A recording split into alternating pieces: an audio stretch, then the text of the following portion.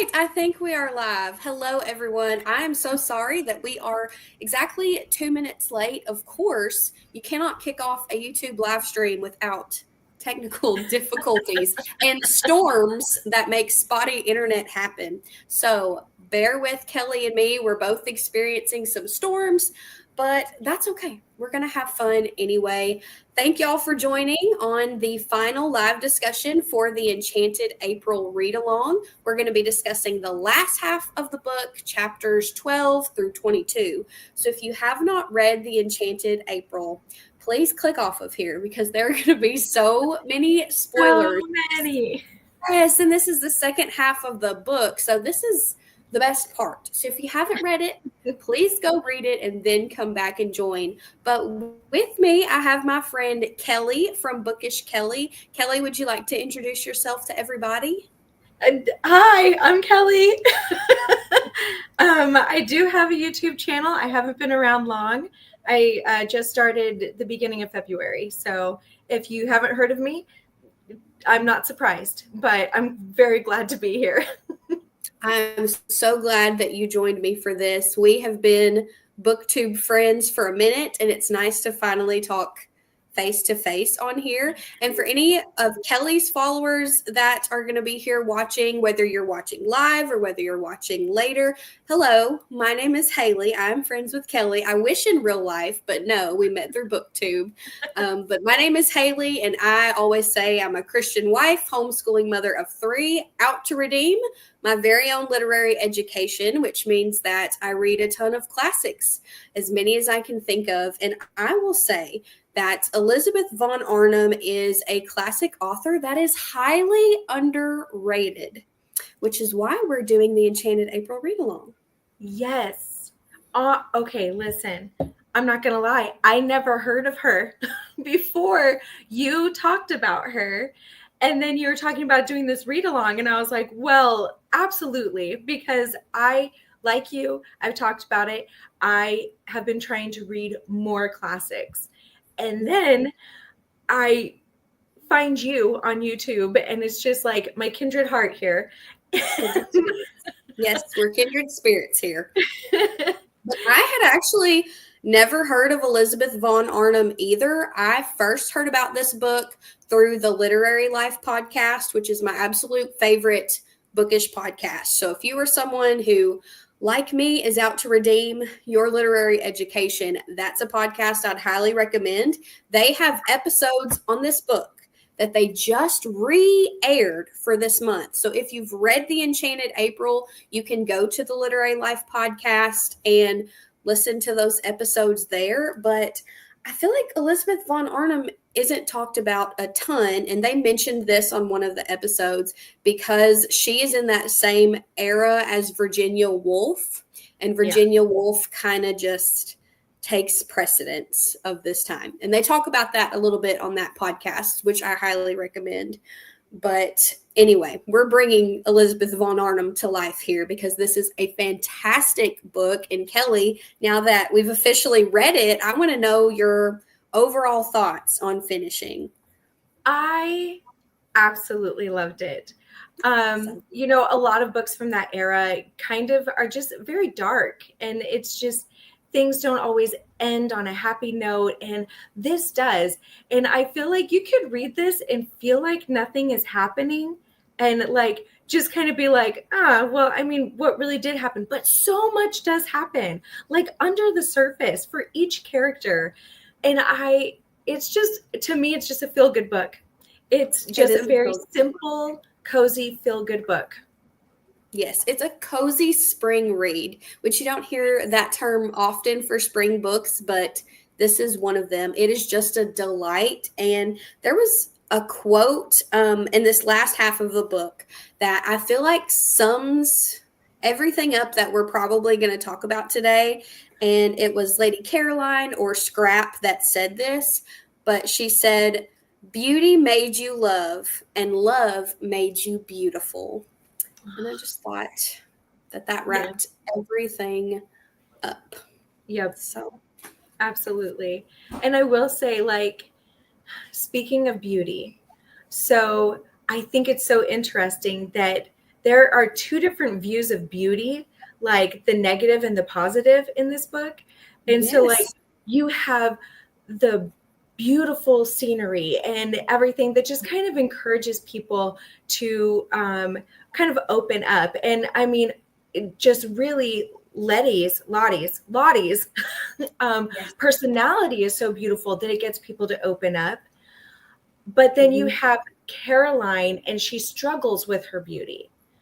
And so we get to see how like beauty can be this very frustrating thing, but it can still go to a place of being beautiful beauty. Yes. Yeah. I mean, beauty can be a blessing in some cases, or perhaps too much beauty, like in Lady Caroline's case, can be a curse and something that you don't want, which I thought was really interesting character-wise to read about someone who was beautiful, but just really didn't like it. Like it just kind of made her life miserable. That's kind of such an interesting take on the beautiful character, because usually the beautiful character is like the mean girl. But I was kind of rooting for Lady Caroline. I wanted her to find her happy ending. Yes. So, and she does it feels like she does start out as the mean girl, but then you learn about her past and you're like, okay, like I'd be frustrated too if nobody was ever like comprehending what I was trying to communicate to them, and I was never being taken seriously. And so she kind of has become so calloused and like frustrated with the world that she does kind of have this mean girl vibe about her. Just nobody knows it because they don't comprehend it. But you get to see her inner thoughts and then seeing them change. I loved the change that she went through. I did too. And I feel like the second half of the book is where all of the characters just blossomed. Lottie, Mrs. Wilkins, in the first half of the book, just kind of upon arrival, was blossoming immediately. But everyone else seems to just take longer. And we're going to talk about that. We'll talk about each of the female characters, and we're going to talk about the male characters, because in the second half of the book, the men come on the scene. And everybody was scared. Is this going to be for better, or is this going to be for worse? And I love where it went. The first time around I read this book, because this is my second reading, I wasn't expecting it to go well. I should put it that way. Yeah, there's definitely a moment there where you're kind of holding your breath, like, oh, I mean, I'm glad that you told me ahead of time that, like, don't be worried, don't be scared, because I would have been. Because you get a little scared for a minute, and we'll go into all the specific reasons, but we'll talk about, well, there's one quote I made notes because, you know. So did I. Yes, I'm glad. But there was a quote that Lottie said at the beginning, because Mrs. Fisher, you know, Mrs. Propriety, was worried about the men coming on the scene. And it was Lottie that said, "Have you noticed how difficult it is to be improper without men?" So everyone knows that when the men come on the scene, it's going to change the dynamic. Everyone's going to have to kind of put on a more formal facade. You know, you're not letting go as much, and it makes everyone kind of nervous. And I want to know what you thought about everyone's reactions at first to the news that Lottie invited Mr. Wilkins. What did you think about that? I couldn't really blame them. Because I've gone on girls' trips, you know, with my friends, and you know, you're planning for it to be a girls' trip, and you have your mindset is one way, and the way that you can act, the things you can talk about, very true. Like that changes once you introduce a man, especially if it has been unexpected. And like, it's just kind of, so one of my children has ADHD, and with that ADHD, he doesn't like things to be suddenly changed, because it's just like, I wasn't expecting this. I don't know how to cope with what is happening right now. And I could totally see that being the same in this situation. Like, hold on, like I was not expecting this. I don't want this. I'm not mentally prepared for this. Yeah. No, you're right. It was kind of sprung on everyone else, really. I mean, Lottie kind of came out of left field. Like, at first, she couldn't wait to get away from Melursh, but when she gets there, she's like, oh, I'm being so selfish holding this place to myself when he wanted to take me to Italy, and well, I'm here without him. And I thought it was sweet that it changed her, but I also liked that she kind of started second guessing her decision at first, especially when she realized they were going to have to share a room, which as a married woman who loves her husband, I think it's wild that she wanted him to be in a separate room to begin with, but yeah. I love it though. She's like, I have to share a room with him at home. I didn't want to share one with him here. I know. And then Mrs. Fisher coming in and saying, oh, well, my friend Kate Lumley is going to take the other room, so no more husbands. Petty. Yeah. But I loved it, though. I actually loved Mrs. Fisher's pettiness because it just was so humorous that it made the book for me. Like, this wasn't a book that the plot necessarily kept me interested, but it was the humor and the reactions and the thoughts that kept me interested. And I love her character. Me too. I adore each of them. Absolutely. But the fact that she just decides, no, that's not appropriate, and I'm going to make sure that you do the right thing is... Yes. She was just aghast at the way that these women were speaking about their husbands. She was like, haven't they read the Bible? Or wait, was that in Ruskin or was that the Bible? She didn't even know. You know, it's almost like a little bit hypocritical, but she's just got that old propriety mentality and those social conventions, like things should be this certain way. And so now she's going to change because a man's going to be on the scene. And there was a point where she said, well, I'll just have to put Mr. Wilkins in his proper place too. And I'm going to curb him too if I need to. Yeah. But she ended up loving him. Yes. Well, I mean, here's the thing. She could not stand Lottie at this point, and she thinks that her husband is just going to be like the male version of her. So no wonder she was panicking.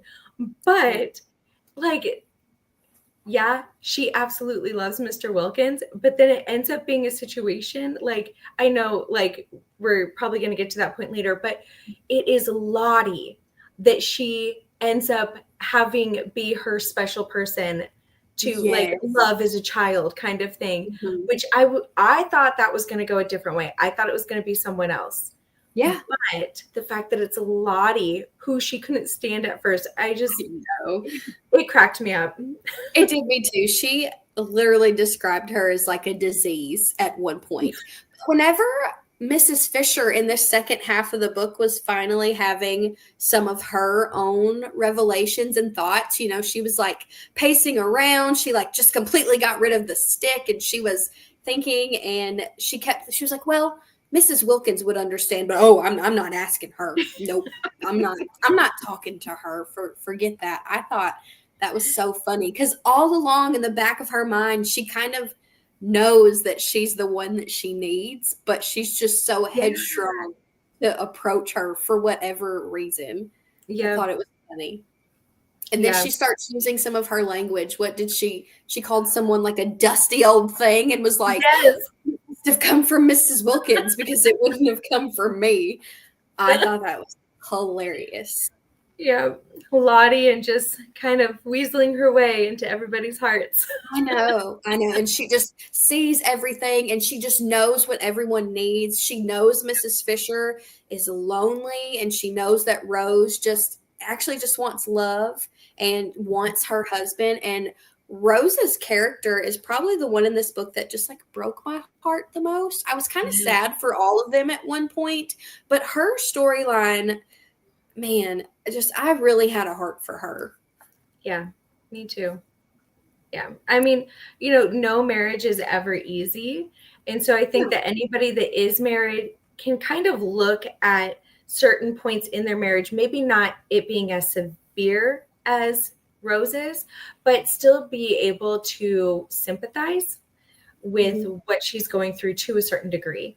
And I was definitely able to do that, able to look back on things and be like, oh, my poor heart, like poor little Rose. I know. And she just at first kind of has this like contempt for Lottie for inviting her husband because it kind of calls something out in her. Like she probably feels convicted, like, oh, I'm gonna have to invite mine too, but then he probably won't come like Mr. Wilkins did. And it just is this really sore spot for her. And she finally just like sends the letter, and the way everything turned out with that, the first time I read this book, I didn't expect it to go any kind of that way. Number one, Mr. Briggs, the owner of San Salvatore, this castle, showing up and at first being obsessed with Rose and then not being obsessed with her. There's some weird stuff going on with that situation. Yeah.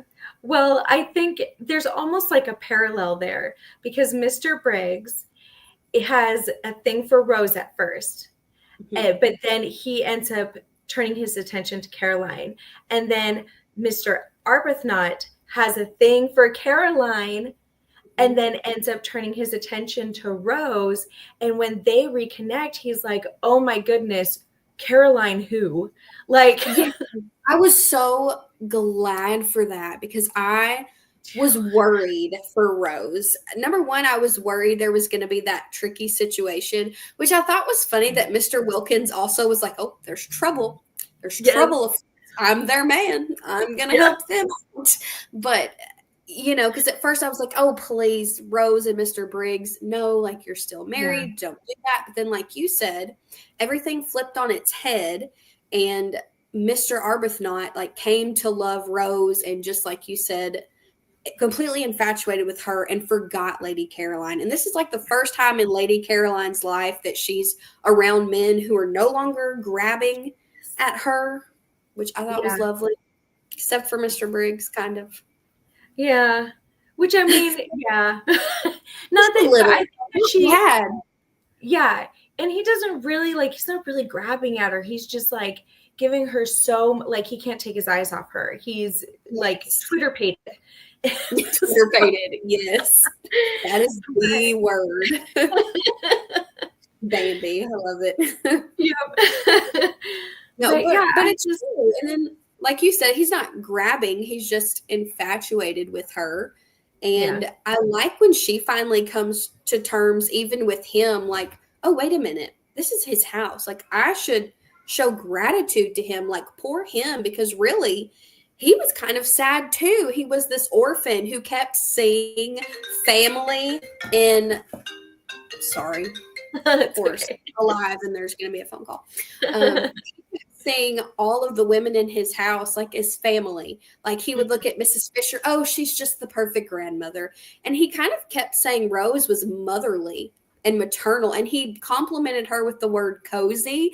At one point, I was like, I want someone to think that I'm cozy. Like, that's a good compliment. And then he says Lottie is a sister. So he's kind of in search for something too. And he owns San Salvatore.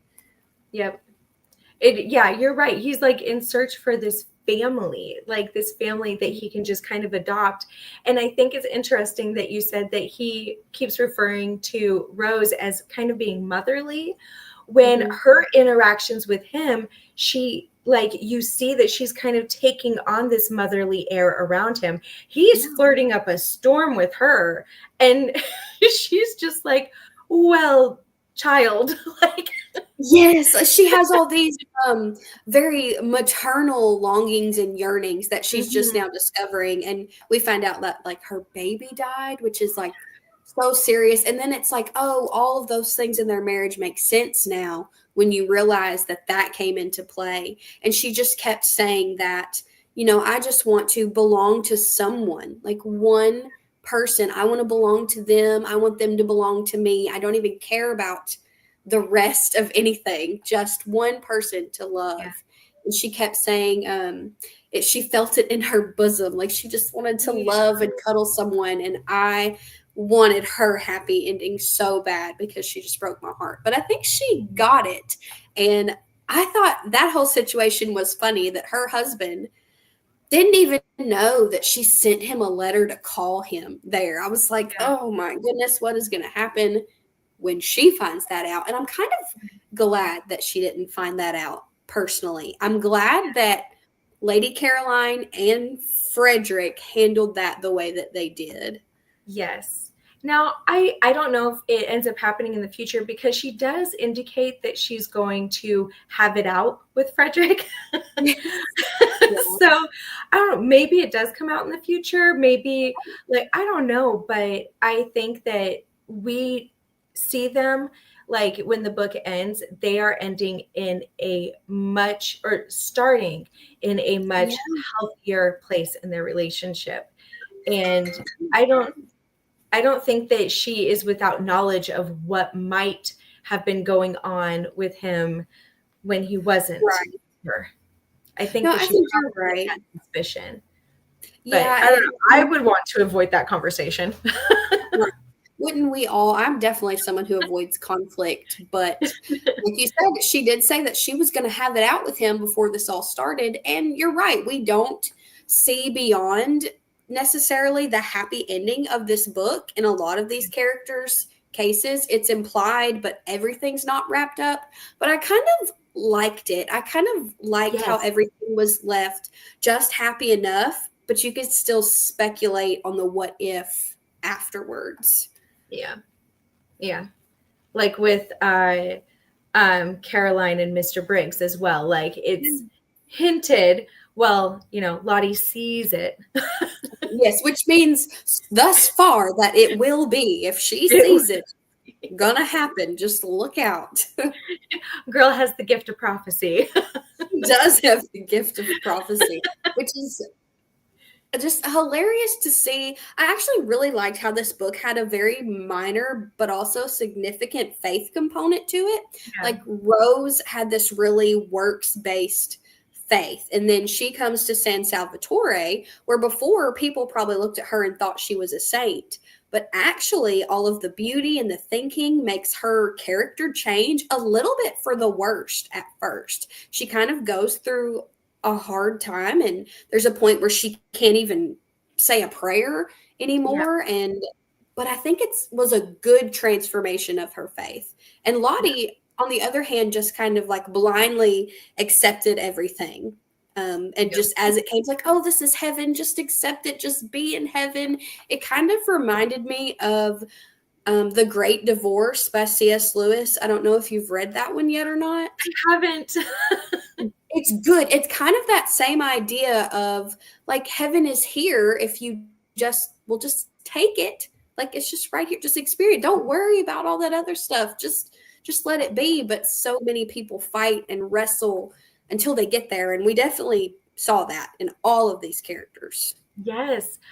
That's one thing that kind of stood out to me, is that every single one of them had to let go of something for them to start that big change. Like Lottie had to let go of having her room all to herself. Mellersh had to let go of his dignity. First thing, his dignity was gone. That bathtub scene makes me laugh out loud. But at the same time, he like really maintained his dignity. Yes.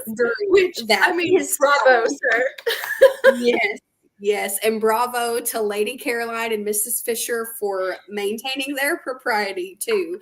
But I loved how it kept saying after the fact that Mrs. Fisher and Lady Caroline felt indulgent with Mr. Wilkins. Like, oh, you can talk about whatever you want, just like a child after that, because bless his heart, what a really embarrassing moment to be there to pick up clients. Like, let's talk about the fact that that's why he came, not necessarily for the love of his wife, but he had business ventures in mind. Yep. Yeah, absolutely. I wasn't a big fan of his intentions for coming, but I do love that almost immediately he started to see Lottie's worth and sees that she is the person I thought she was when I married her. Yes. And that just goes to show that she's finally being herself instead of who she thought she had to be as a wife. Right. Yeah. And I I feel like once he started discovering that, it wasn't all so much about the business, but it was very much, it turned into, this is a time to appreciate my wife, to the point where he's even like, she doesn't know it, but I'm going to give her back all that she spent from her nest egg. Oh, yes. Yeah, I did like that part a lot. And then he becomes like mildly more affectionate for him. Like he was pinching her ears, and which just seems so small, but Lottie just thought it was the world because she knew him.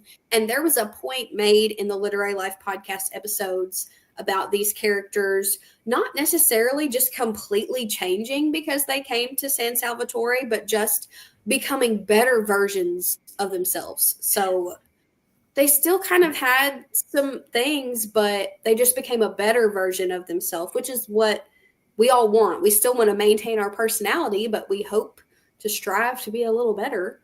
Yeah, so. It's like when you have, I used to teach small children.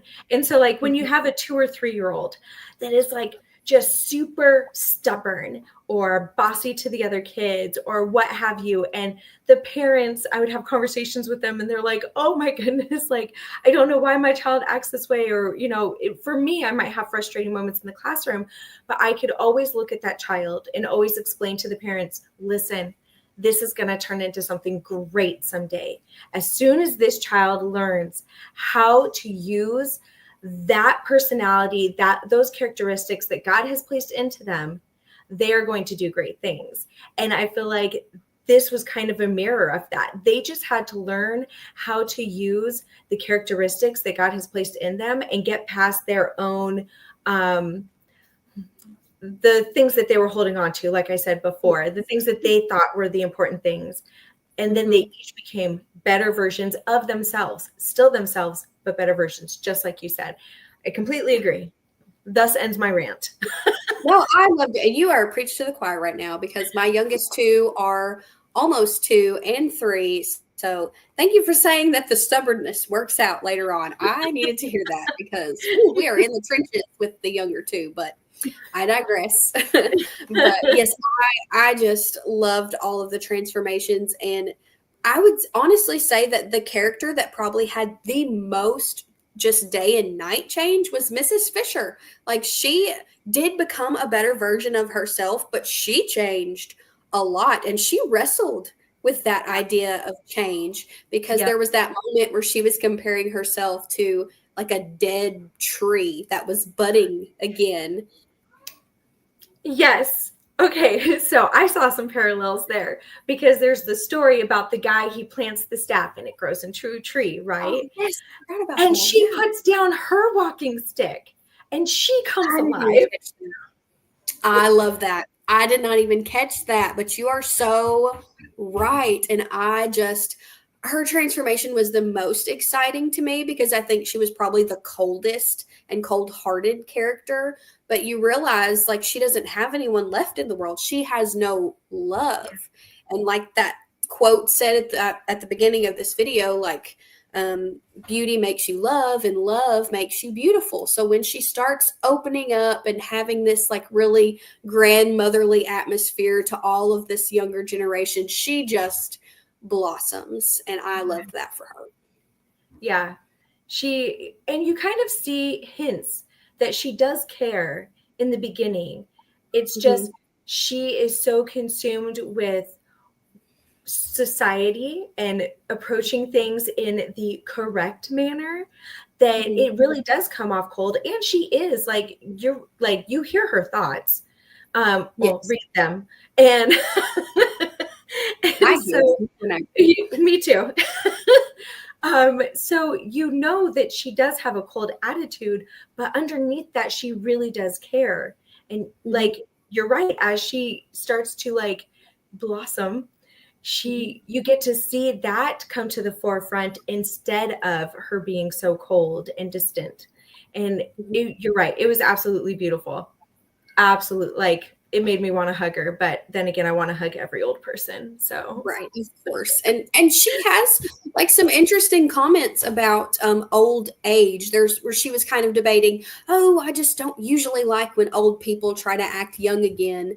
But yet she's starting to feel that, like she's starting to feel a little bit younger again. And then she kind of talks about all of her old friends and then says, well, you know, old friends don't really like development, but development is a good thing. Like she's wrestling with this idea of change. And really Mrs. Fisher's character is the character that kind of really awakens Rose, because Rose is starting to see the change in Mrs. Fisher. You know, they were kind of having that battle about who is the hostess here throughout the book. But when she starts to change, Rose kind of notices her too. And she's like, man, San Salvatore, there is something to this and I want it for myself.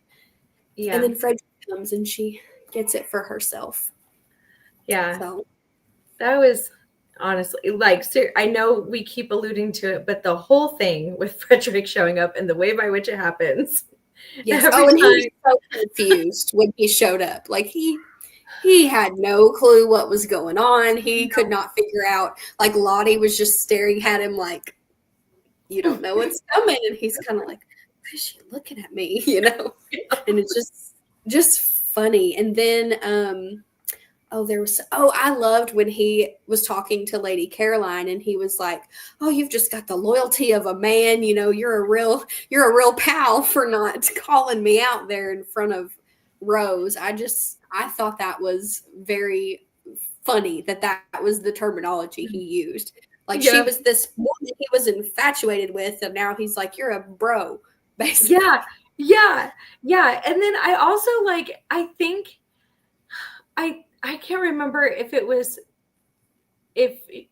just kind of implied or if she thought it, but like that's like the first compliment that she's ever gotten that wasn't about her beauty. Like it was for, hey, thanks for being like one of the guys in that moment. It was all about her action, her personality. And that's what turns it so that she's like, okay, I need to go tell Mr. Briggs thank you. Like that kind of started that ball rolling. Yeah. Oh, we just had somebody show up in the chat. Wait, I came into the discussion late. What book are we chatting about? Hello, Jenna. We are talking about The Enchanted April by Elizabeth von Arnim. It is a fantastic book. That's your sister. Oh, hi, Kelley. Sister. Welcome.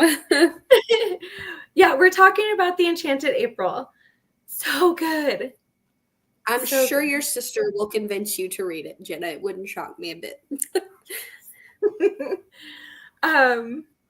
So what were we saying? Oh, about how when she was finally given a compliment for something other than her looks, that then that kind of turns it. She had already started to change. She had already started to be more wanting to be around people a bit more, wanting opening up during conversations. But then that turned it to where she's telling someone thank you for the first time. Yes. Yeah. It was, first of all, you know, the men finally not seeing her as just something to be grabbed and something beautiful, just seeing her as a person, treating her as a person. Mr. Mellersh Wilkins just was really obsessed with Lady Caroline, but for her position and her status, but he was very respectful of her. But really, it's kind of Lottie who first awakened Lady Caroline because she finally has a female friend. I thought it was so sad that kind of near the beginning of the book, she kind of talks about how she can't have female friends because they all think that she's trying to steal their husbands when she's not. The husbands are coming after her. She wants nothing to do with them. And she's like, if Mr. Wilkins comes here and he's not kind to Lottie, I'm going to tip him over the battlement. So she wasn't just there helping Frederick. She was ready to go to war for Lottie if need be over Mr. Wilkins. So that kind of had me on edge too. I was like, oh, Mr. Wilkins, please don't be a grabber, as she called him. But he wasn't. And she kept calling Mr. Wilkins a treasure after that. And I was like, I agree. It's a good, loyal man. Good. Yeah. Good. Which, I mean, again, we mentioned it earlier, but, you know, to be going on this trip where it's just girls and then for a dude to randomly show up, I mean, not so randomly. It's one of the ladies' husbands, but Right. you know, like it wasn't planned, it wasn't anticipated. And so considering her experiences with men, of course she's going to immediately assume the worst, because even in the place where she's been, she's already kind of had the women being like, oh darling, let me help you, oh let me be here for you. And except for Lottie, where she's like, she just wants to be left alone, leave her alone. Right. Like she doesn't have a headache. She just wants to be quiet for a minute. Y'all just leave her alone. And Lady Caroline says some kind of quote, and I'm going to butcher it a little bit, but I'm going to try, about Lottie being complete herself, so she just kind of lets everyone else be complete and she doesn't push, because Lottie was so happy and sure of herself and nothing was bothering her. She wasn't too worried about Lady Caroline, which finally actually is what Lady Caroline needed. She needed someone who wasn't worried about her. So then Lady Caroline was interested in getting to know Lottie, because Lottie didn't really care who Lady Caroline was one way or the other. And she needed that. She needed a friend like that. I was really scared when Mellersh showed up and he was telling, don't you know who she is? She's of this family. And I was like, what are you doing? Like, you're going to take away the piece that she knew. But then I loved that Mrs. Fisher was like, I don't care what family she belongs to. This is not okay. Yes, yeah.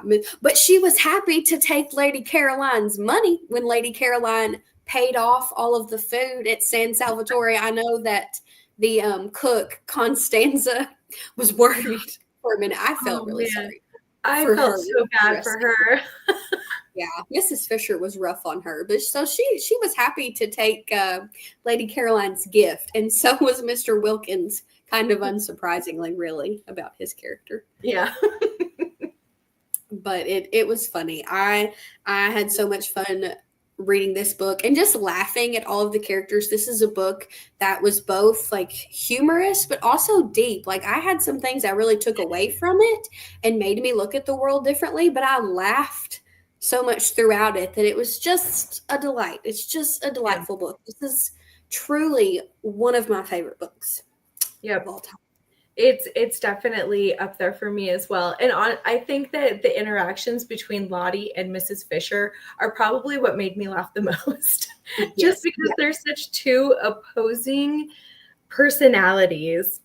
And like I laughed so many times out loud. It was just, and it not necessarily because it was like, you know, slapstick funny, but it was awkward funny, or it was just just it was the thoughts. It was Mrs.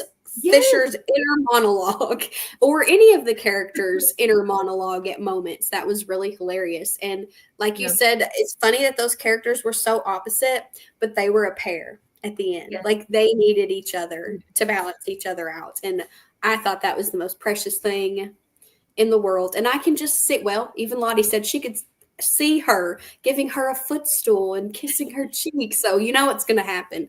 Yeah, you know now. Yeah, so if Lottie says it, it's happening. Oh my goodness.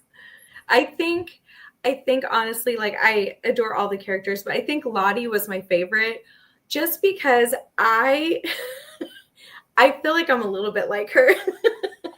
I can see like I see it with her the most. Yeah. I can see it. You do. You have that really engaging and bright personality, and it just invites you in, and people need that. People need that in their life. And I'm also very awkward sometimes. You're not awkward. You make things like light and easy and fun. And I feel like in this book, I probably related a bit more to Rose Arbuthnot, and probably a little, maybe not right now, but like I've been there, where just you want to control everything and you want everything to be organized and efficient. And then you realize you just kind of have to let it all go and let the beauty sink in and take over and not worry about so many things like that. Yeah. And but I also see you having like that motherly nature as well. I hope so. I want people to call me cozy, like Rose Arbuthnot was called cozy. The goal. So, but now definitely at the end of her story, I love that she just came to life and everyone was like, she's beautiful.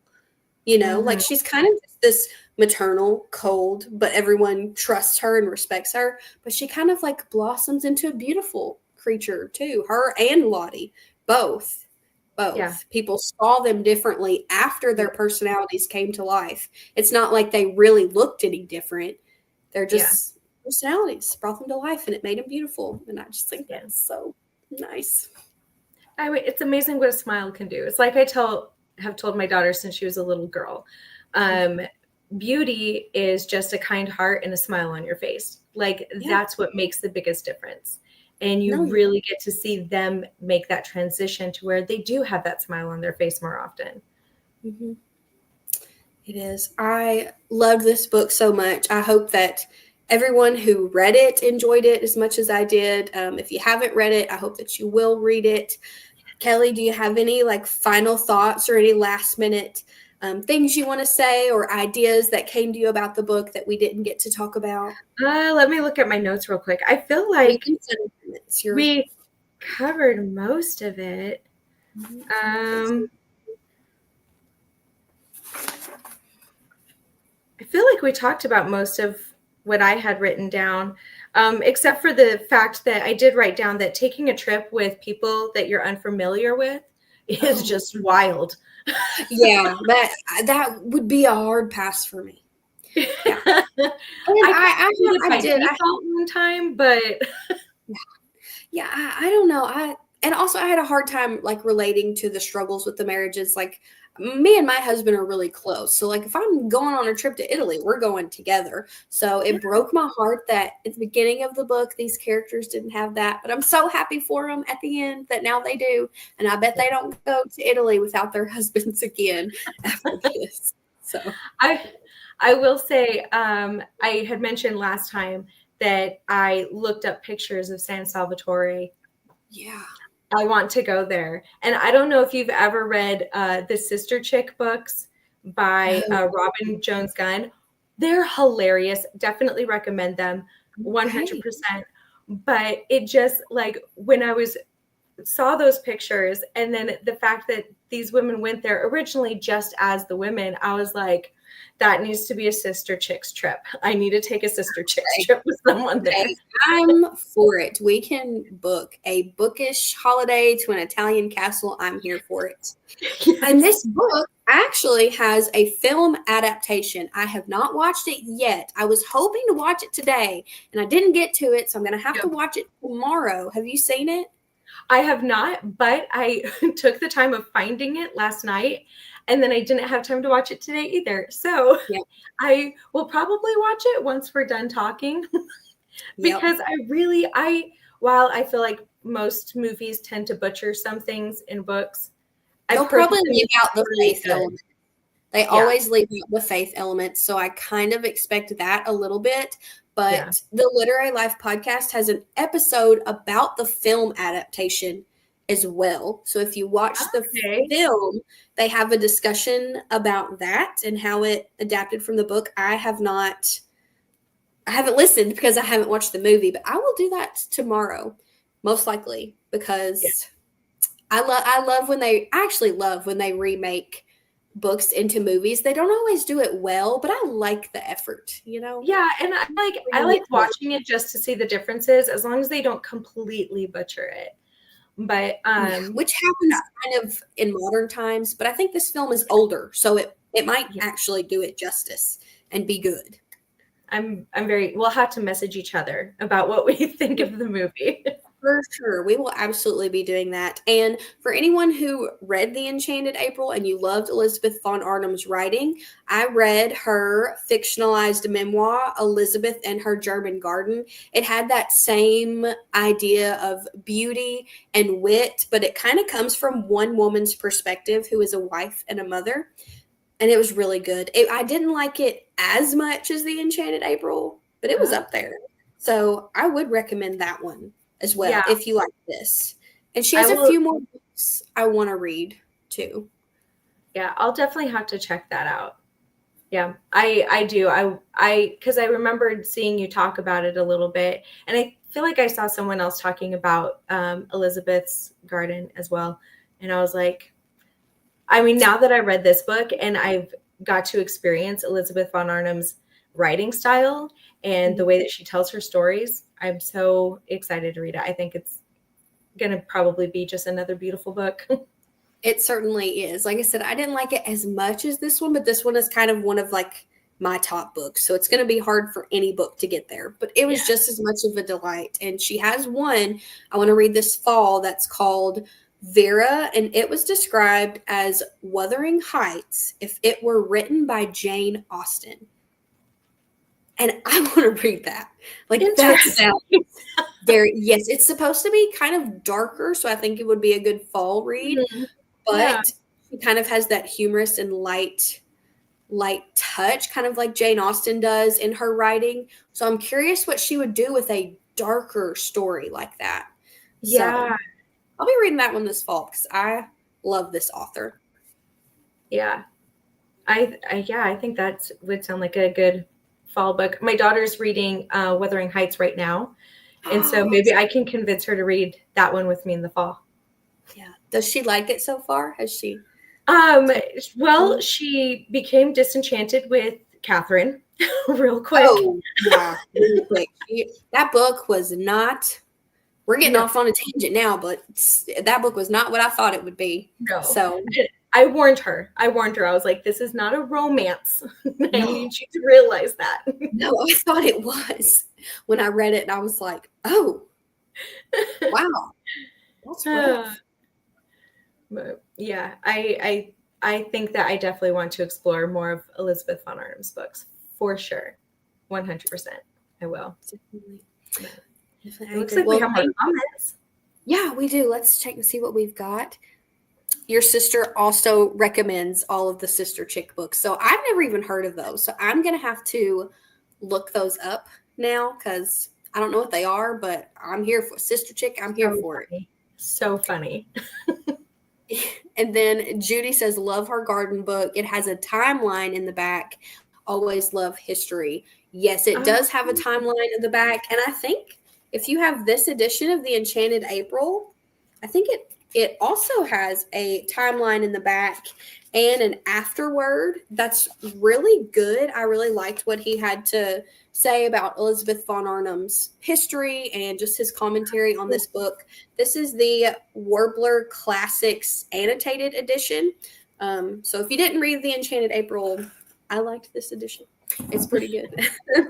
So, but yeah, thank you all for joining us for the live stream. If you're watching this later after it aired, thank you for watching. We hope that you really enjoyed this book. We would love to hear all of your thoughts in the comments. Kelley, thank you for joining me on this live discussion. This was so much fun, and I hope all of y'all had the most enchanted April. Thanks for having me. I really appreciate it. Yeah, thanks for coming on. Lord willing, we'll see y'all next time. Happy reading, friends.